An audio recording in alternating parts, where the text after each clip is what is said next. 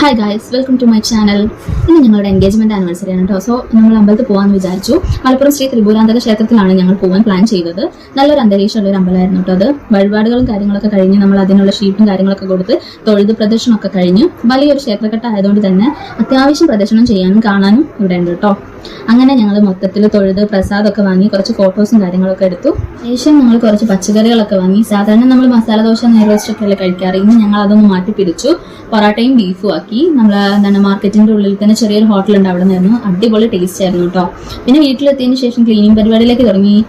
റൂമും കാര്യങ്ങളൊക്കെ ക്ലീൻ ചെയ്തു. അതിനുശേഷം ഫുഡ് ഉണ്ടാക്കാനുള്ള പരിപാടിക്ക് കിടന്നു. ഇന്ന് സാമ്പാർ ഉണ്ടാക്കാമെന്ന് വിചാരിച്ചു. അതിനുള്ള കഷ്ണങ്ങളും കാര്യങ്ങളൊക്കെ കട്ട് ചെയ്തു.